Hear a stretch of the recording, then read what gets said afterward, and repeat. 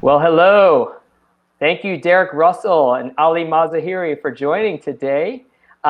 First, guys, if you wouldn't mind, can you just introduce yourselves, your full name, and your roles at Microsoft? Sure. I go first. Ali Mazaheri, I'm the director for Microsoft Technology Centers in Irvine and Denver. I've been with Microsoft for almost 15 years and super excited to be here with you guys. Thank you, Ali. Yeah, my name is Derek Russell. I'm a data and AI specialist working in the West region of Microsoft US. I've been working at Microsoft for 3 years now. Awesome. Awesome. Well, guys, first off, thank you so much for being a part of this. As I mentioned earlier, we're trying to develop customer stories and really showcase the great innovation around video with the actual folks who are using it, guys like you. And you guys are, you know, real trailblazers, I think, within your organization. So first off, talk to, Derek, you were the first, to really kind of find Socialive and start doing live streaming. Talk a little bit about your journey to getting to doing LinkedIn Lives. What really drove that initial idea to start doing some LinkedIn Lives? Yeah, so I was following a couple influencers. I'm a pretty competitive person, just perfectly honestly, pretty competitive. And I was releasing and deploying podcasts online, and a friend of mine sent me a live broadcast of actually one of our colleagues and said, this guy's on a different level. And I'm like, how do I get to that level? How do I really get that massive engagement, that uptick in engagement? How do I spread and deploy that authenticity and really connect into my audience in ways that I'm just not able to do in this on-demand kind of more static content creation? So that's kind of how I got interested into it. And I tried out a couple different platforms, and I landed on Socialive just because, David, you reached out. And just that level of one-on-one connection, and I kind of connected with the team. You guys walked me through the platform, and I just really fell in love with your customer success unit and how you guys interact with the customers. So that's kind of how I got interacted in with it. Yeah, and so one more question for you, Derek. So obviously you had a podcast already. Can you talk a little bit about the podcast and how you use Socialive, or really how you use live video to amplify this podcast that you had already started? Yeah, so I was preliminarily using Zoom to capture my podcast episodes, and that was okay. And it worked really well just because you get, when using like a two-way audio capture software, you get to, when in the editing process, you can edit each person's separate audio feed, which leads to pretty clean audio. But then when you're trying to socialize and you're trying to broaden your reach digitally and on social, it's really great to have just good video capture. And instead of having to pull all of that video, sometimes the video would be off the audio. I'd have to link it up in Final Cut Pro or Premiere, 6 to 10 to 12 hours of editing. And then I would get this video and it wouldn't even look that good because it just didn't have that presentation and that MC experience mix up, if you will, that the Socialive platform gives you. So in order to kind of get that, I started using the Socialive to go live, and then instantly it deploys out to YouTube. It simulcasts out to Facebook. I get to record and download the MP4 file, extract the audio into Audacity, and then voila, I have this amazing, authentic podcast now that I can socialize through my social channels and get original or additional engagement while also kind of killing two birds with one stone and getting my audio out of it too. So that was kind of my strategy moving forward. And it's really working. And I think the podcasts are even improving now because folks can comment in and we can do a lot cooler things in real time on the podcast. That's awesome. Yeah. So you really scaled your content approach essentially. Definitely. Absolutely. Nice. And then you brought your partner in crime, Ali, into this. Ali, talk a little bit about how you first got interested in what Derek was doing and decided to jump in the pool. So a couple of years ago, within our team, we started a program called MPC Studio, and we actually had a full-fledged setup, with TriCaster, and you have the green screen. So it was like a full production. We actually ended up hiring people from CBS to help us with the video production. And this was a program across 14 centers that we have in the US. it was a very interesting time to just like, get into this side of business and have like the outreach that broadcasting bring to the table. But that required a lot of like logistics and planning and working with different companies. So we ended up canceling that program about a year and a half ago. But when we started, having this conversation, it was really a simple idea of like, hey, we have all this customer solution that we display on the floor at the NTCs. How can we kind of share this with a broader audience? I already had a podcast session with Derek, so we already enjoyed working together, and he came up with the idea that, hey, what if we use the LinkedIn Live? And said, okay.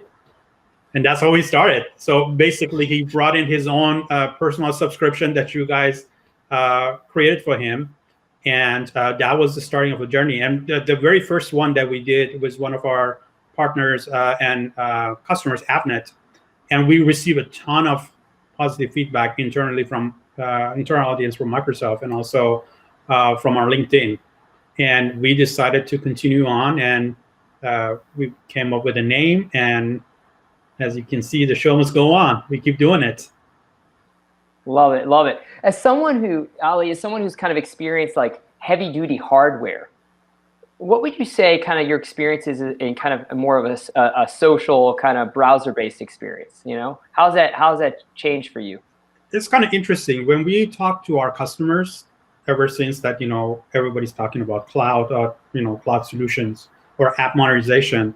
This is kind of the same journey or talking point that we have with our small and big customers in terms of, hey, instead of investing into hardware and data centers, why don't you just use a cloud-based solutions? It was the same experience for me, same journey. So, when I saw how easily I could just use my phone or use the browser without requiring anything to be set up, and then connect to LinkedIn or Twitter or YouTube, that was a win. And in fact, after I talked to my peers and the conversation that you and I had, this was the selling point. It's just one click and you're live. How easily and how awesome is that? Nice. I have to say, like, I love the content that you guys are doing. You're continuing to push on it. Talk a little bit about your content strategy and some of the folks you're bringing in, some of the conversations you're looking to unlock. Derek, you want to go first? Yeah, so I think the mission of the program is libraries of discussions around the evolving landscape of technology. And it was originally focused on Microsoft technology, Microsoft partners, customers, and colleagues. And we also, at the time when we were first engaging on this, I think it was in October, we had this beautiful technology center space, on the 18th floor of this beautiful, or the 16th floor of this beautiful building in Irvine, where we had all these different artifacts and zones and places where we could capture this really great content. And that has completely been erased with COVID. So now we're having to do this thing virtually. So it's changed the dynamic of how we bring guests on and what we're doing. In the beginning, we were having sorts of like labs and showcasing things like IoT devices and doing little experiments to show the difference between biased data and unbiased data and things of that nature. But we have been trying to bring on folks that are just really close to the technology, and it's been very technical, things that we can showcase in a lab experiment or with some kind of dynamic content that we can show in the background or somehow kind of put into the experience. And now, just because of the era that we're in, we're dynamically changing into, hey, what does it look like to do more content around COVID type solutions that are helping healthcare? And then with the current unrest in the current social environment, how do we bring our audience in the world closer to BLM and Black communities and really increase that proximity to things that we really care about and in the space of technology at the same time? So I think just being okay with it changing and manipulating over time and accepting that, I think me and Ali work really well together in that kind of facet. And that's essentially what our content strategy has been.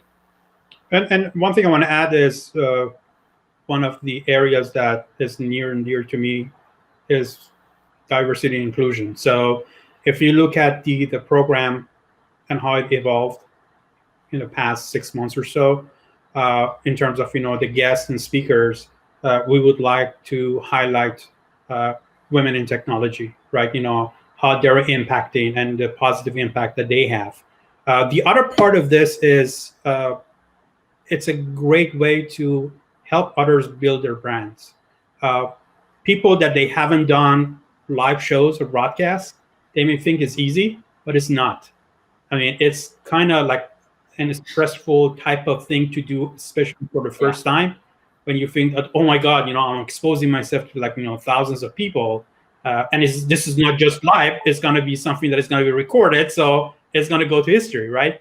And if programs like this can bring new talent and, get them comfortable so they can start their own show, that would be another fantastic outcome. So it's actually the conversation that Derek had with one of his friends this morning in terms of, how to produce a show, which I definitely recommend folks that are interested to do live broadcasts and podcasting to watch that episode as well.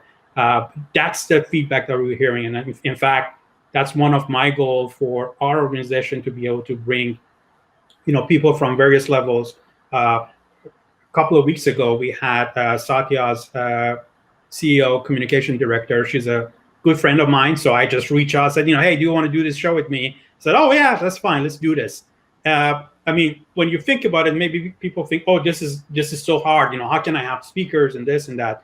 But I think by being brave and, using your connection and start establishing that brand, you get to a point that people, they want to come to your show, right? And I think that's the journey that Derek and I are kind of going through, especially, with the help that we're getting with Socialive and your team. It's awesome. Yeah, I was going to ask you how you've seen kind of your thought leadership profile, or just even kind of your following and engagement grow over time. Anything you can share about that? One thing I can tell you, for me, LinkedIn is like a Bible, right? So I'm very particular in terms of, what I put there and, what I post.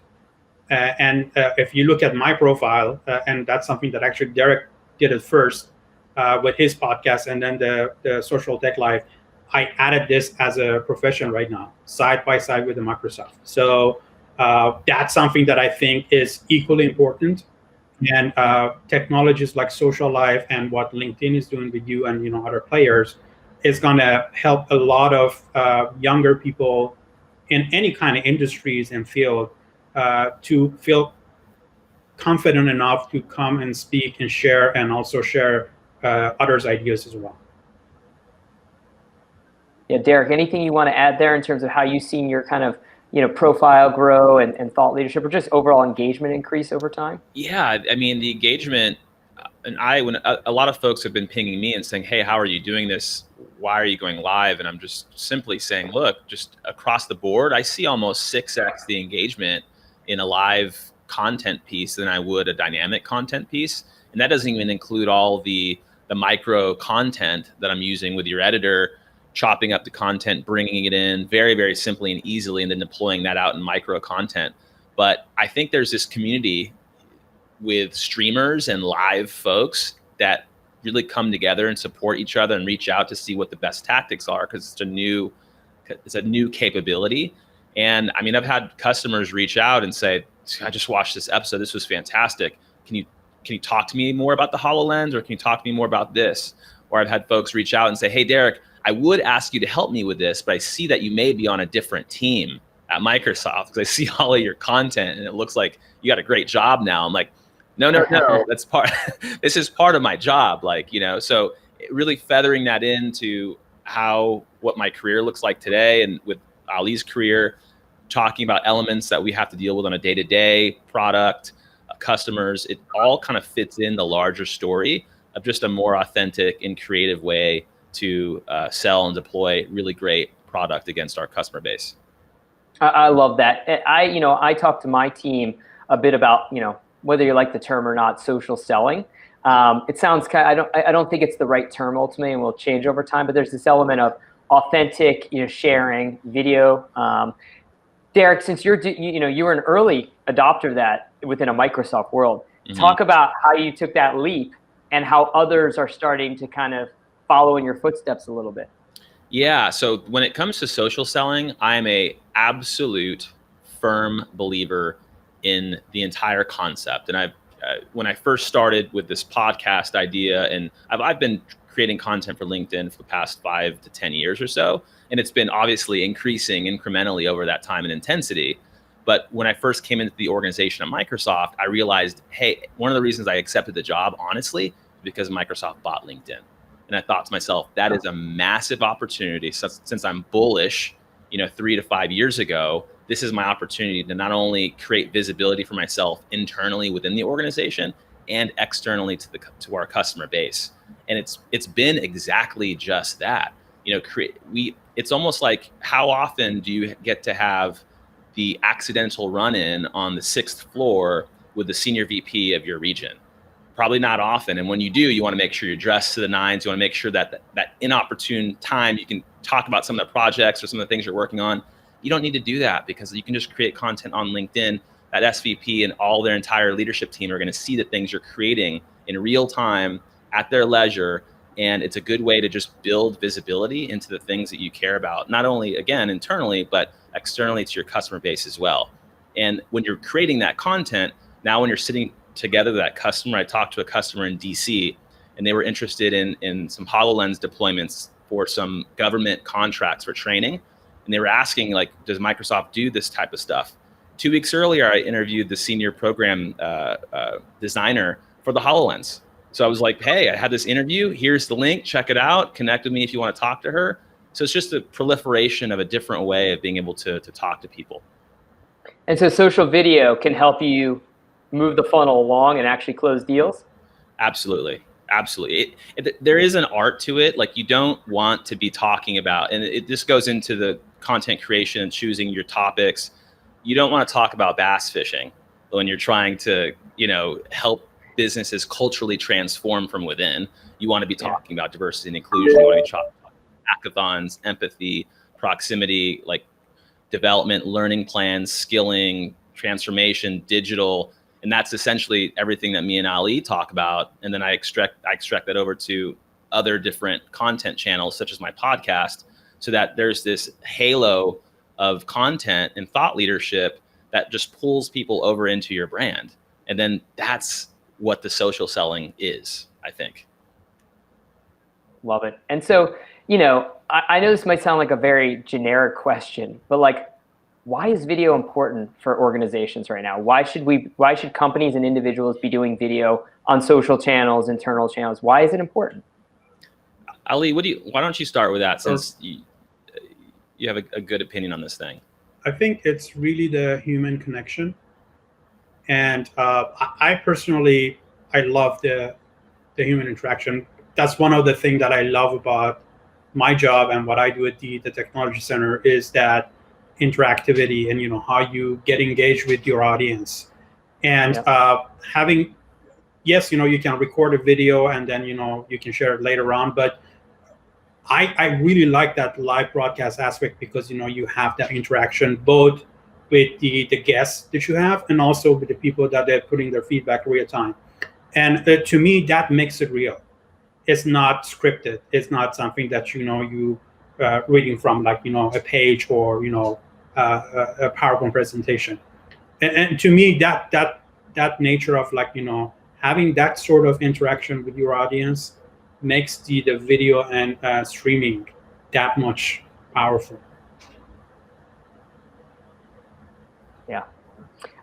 So Ali, talk a little bit about the mission of the Microsoft Technology Centers. What is the mission, and how does video and communications play into it? Absolutely. So interesting enough, the Technology Center org is one of the oldest teams inside Microsoft. It's almost like 20 years ago when we first started this, if I'm not mistaken, in Boston. That was the very first tech center.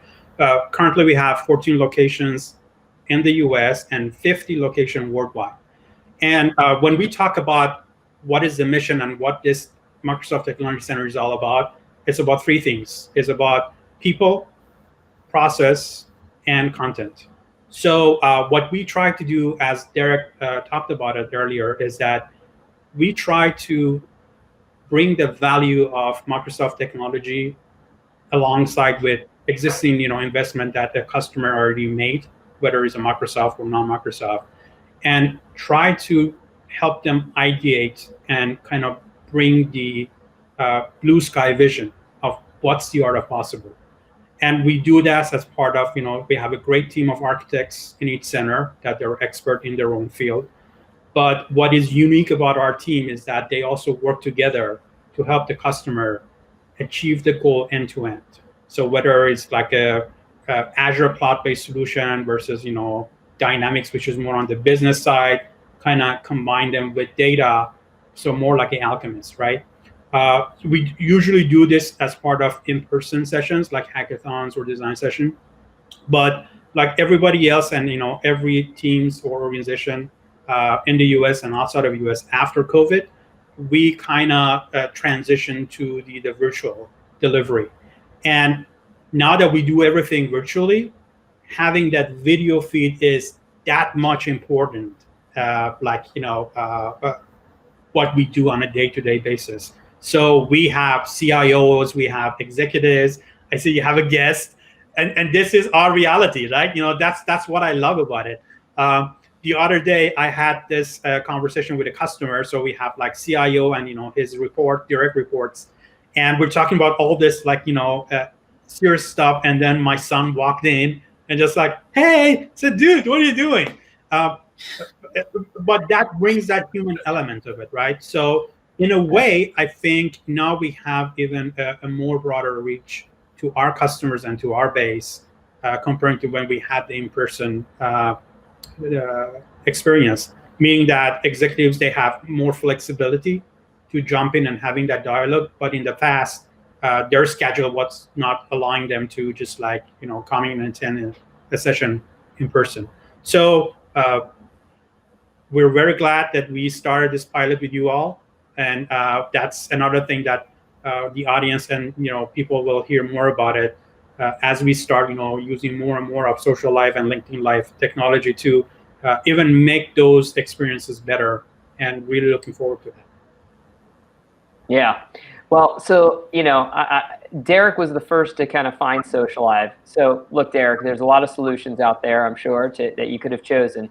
Why in the end did you pick Socialive? What about the platform initially attracted you? And as you've gotten to know it more, what do you like about it?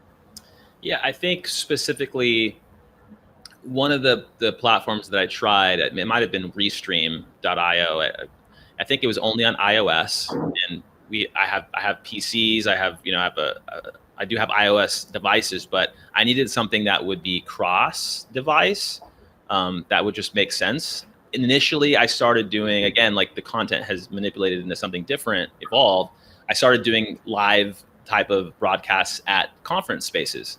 So I'd bring all I had was my iPhone. Remember that, Ali? All we had was the iPhone, didn't have any fancy cameras, and bringing, tripods, incrementally getting like mic lavaliers and things on the go to make the broadcast better. And the Socialive app on the phone, I don't want to cannibalize your Socialive platform, but it's a phenomenal application. The Socialive application on the phone was actually the most robust thing that I had encountered. It worked for me and Ali. We were using the Socialive app on the phone in MTC with some great guests, and it worked really well. And now we're getting more accustomed to the Socialive platform now in this COVID era. We're working from home.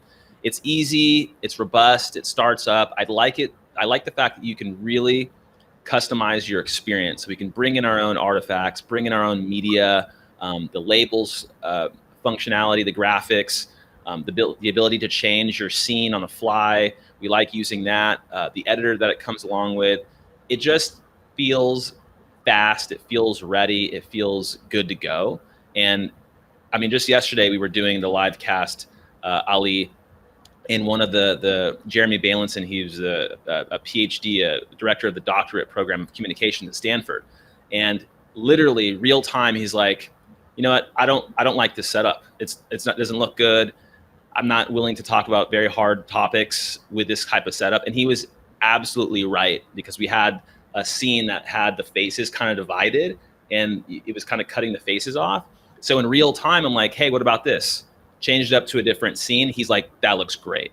And it's feedback that me and Ali are going to take back, because truthfully, we shouldn't be using that type of scene for those types of content pieces. So this ability to on the fly customize and do things in real time while going live in 5-10 minutes, I think is the true strength of the platform.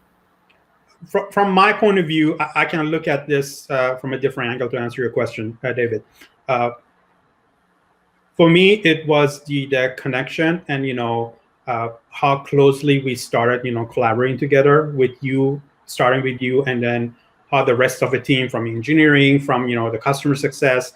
But one of our mission is whenever we pick a partner or a solution to collaborate with, whether using their service or, try to build something together between the MTCs and the partner, is really about that sense of joint effort and how we can work together to make each other better.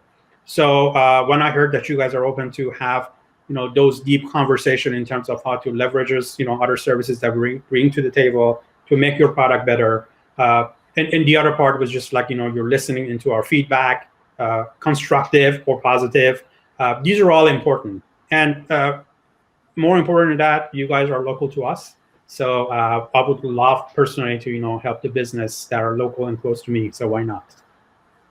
Well, I appreciate that. Yeah, go ahead, Derek. And yeah, just to underline that, I didn't hit that point enough, but like the biggest reason in us being, with Microsoft, a massive software business, we understand the need to have a relationship with our customers, because with software breaks, software needs improving, software does things that we don't want it to do, and it can go places that we really want it to go. In order to kind of maximize that vision and get the objective that we're all trying to achieve, you got to have those human relationships. And I think that human relationship is what we've found. We integrate with the team all the time.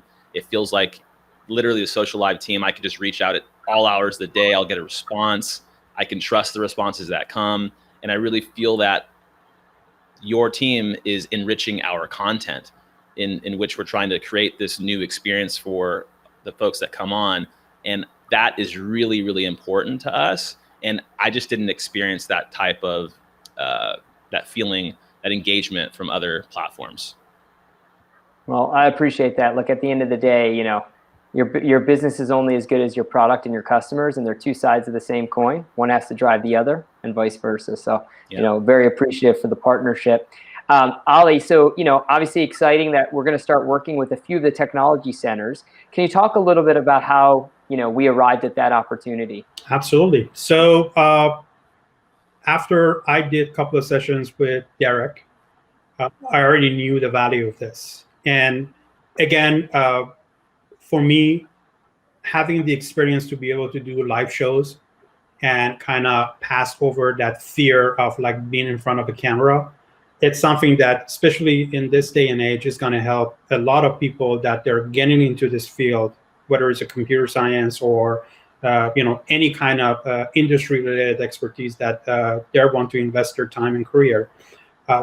Having this platform that can easily bring them in front of a camera and let them to have this massive audience, whether it's a LinkedIn or Twitter, it was something that instantly was an idea that how we can help our architects within our team.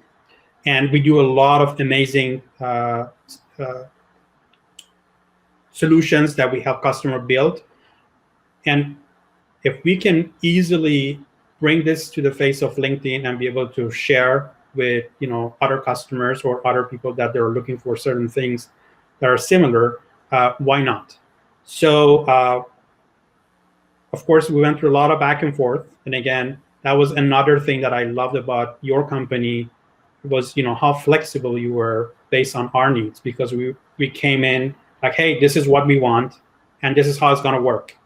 And I remember how many times you changed those, like, criterias and, the offerings and, kind of customize the package. I mean, these are all the important stuff that help us to go towards the path of like, let's work with Socialive. And as you mentioned, we're going to start pilot program very soon. And I'm pretty sure that, we're going to start adding more and more centers. And I'm already in conversation with other directors. And interestingly enough, not only we want to use this for our architects, but also for art directors to help them start building their brands on LinkedIn. And the other thing that we talked about offline prior to the session is that now we get into requests from our customers because they see the program and they want to come and talk about their solutions that they're working with Microsoft and others, and they see this platform as a way to kind of share their knowledge.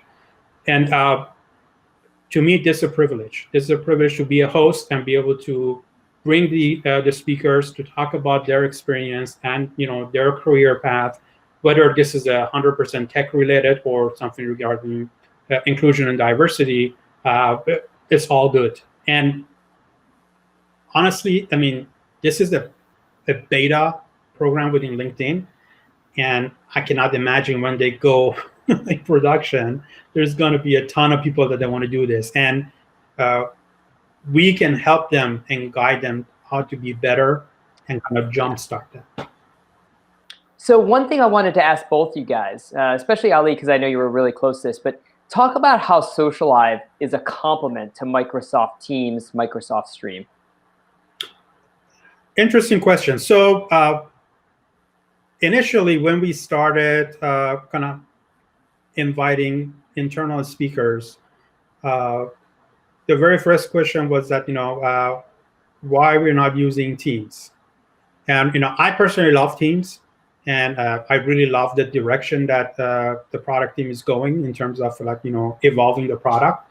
But when you think about live broadcasts and, having that interaction between your audience on LinkedIn or Twitter or, YouTube, Teams cannot give you that, right? So for me, that was the main reason that we decided to go with Socialive and this platform, right? For instance, Teams and Stream is perfect when you have a recorded session, or you do have the production unit like TriCaster that you can do all this mix and match and then kind of stream it over Teams, which from what I learned from you guys, you can do this with Socialive as well. As another winning point, we're going to use Socialive to produce our internal shows and then kind of stream it over Teams. And to me, that was the main reason, right? And I know that the feature gap is going to get closer and closer. But what I'm hoping to see is that Socialive and solutions like Socialive becomes more and more complementary to what Teams is going to bring to the table. One of the other things that I just read a couple of days ago, as you know, we closed our own the gaming streaming platform Mixer, and now we're going to use Facebook. But the beauty of it is that now we're deciding to use certain aspect of the Mixer technology and bring it into Teams. So I'm hoping that we can be able to do the same thing with Socialive and our technology. So we have this integration that brings the best from each side to have a great content creation engine. Love it. Yeah, it's really a very complementary experience, right? Kind of best in class content production and streaming delivered into a best in class events environment and internal communications environment. Guys, I guess just to kind of finish it off, is there anything else you would say to kind of summarize your experience with Socialive? What I can say is for the audience, if they have any questions or if they want to reach out to hear our best practices and the lessons learned as we kind of gone through this journey in the past 6 months, we're still learning. So every session that Derek and we go and produce and we broadcast, we have this long list of things that we want to do for our next one. So definitely we would love to share those. Derek actually has a very nice podcast in terms of his journey producing the podcast show that he has. I think, and I'm gonna put this on his list of to-dos, probably he needs to start something on how to have a great live broadcast show and lessons learned and best practices. But we would love to be in contact with your audience and people that they started the journey or they want to start the journey soon. Yeah, I think when a lot of people are creating content, but not nearly enough. And I think it's because it's scary to create content, to put yourself out there. There's a lot of excuses for why you shouldn't. You got kids, you got a full-time job. I have all of that. Ali has all of that. A lot of the best content creators have all of that. But in this day and age, this day and time, we have this opportunity to create true impact. And the impact can go down whatever channel you choose for it to go down. If I have an audience, Ali has an audience, we have an audience, we are able to create impactful content around dashboarding and data analytics and things that are bots and things that are helping diagnose COVID in the healthcare space, things that Microsoft is giving away for free. We're able to have conversations around anti-racism and virtual reality and bringing people closer to what the Black community is experiencing during this current time. And then we can deploy those messages out to the audience and really create a sizable impact. That's just social. There's also, when it comes to social selling and trying to create broader reach for your business or your sales your customer portfolio or your sales channel, all those things combined, you can impact. And if you're not doing that, then at some point, you're just going to be irrelevant against people who are doing that. So I'm constantly evangelizing, create content. It doesn't matter if you're a CEO, a CIO, an SVP, an individual contributor. You should be, if you're a janitor, you should be creating content around the best way to clean bathrooms. I mean, it's something that we all need to be doing to secure our place in the world in the future. Yeah, and I just want to follow up with one additional question, just given the uniqueness of our time right now, which is, how do you see video transforming in a COVID era, and how has it changed how you guys approach video or even just content broadly? I think for me, video. I'm very happy that we doubled down with video early, that we were already using Skype multiple years ago, that we were already using Teams just this last year. We were already engaging with Socialive. We were already creating live, doing video for podcasts. I mean, it's the way of the future. A lot of businesses are looking at not renewing their rents, not having folks go back into offices. So this is just essentially how we're going to be communicating. And then what is that quality of your video? Do you have a good physical space? Do you have good lighting? Do you have good audio? How can you increase the storytelling capability of that content in that video? And I think that's what we're seeing. It's no wonder why you can't get a capture device on Amazon right now. They're going for like $500 in the black market. You can't pick up certain kinds of mics and lights and things because people are just capturing these different things to increase their production quality. Because if you want to tell a story, I was just talking to a customer earlier today, an executive presentation to a pretty sizable business in California.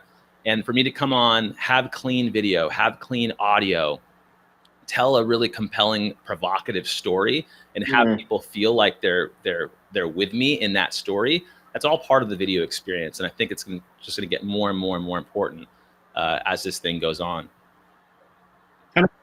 Anything you want to add there, I Ali? mean, anything that as a human we kind of face, whether it's a catastrophe or it's going to be like a challenge that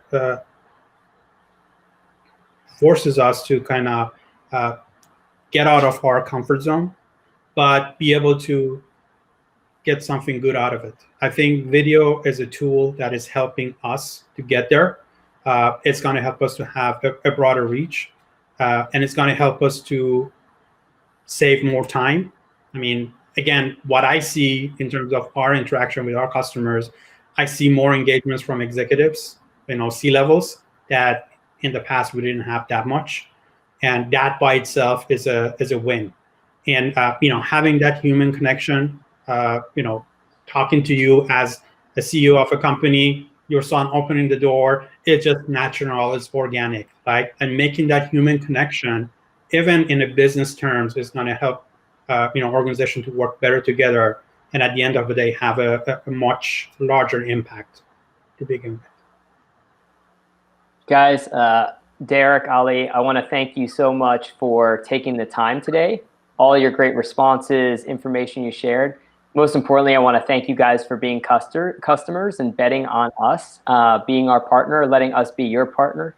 So thanks, guys. It means a lot to us, and excited for what the future holds. We just started the journey with you guys, and looking forward to what we can do next. I mean, our fiscal year ends in a couple of days. That's why you see Derek is so stressed out to make sure he's going to finish the deals and everything. Man, taking time from the deal flow for us. We're really looking forward to what's ahead of us, and thank you for your support. Yep, we're going to get big, so get ready. I like it. I like it. All right, guys. All right, Thanks guys. so much. Thanks a lot.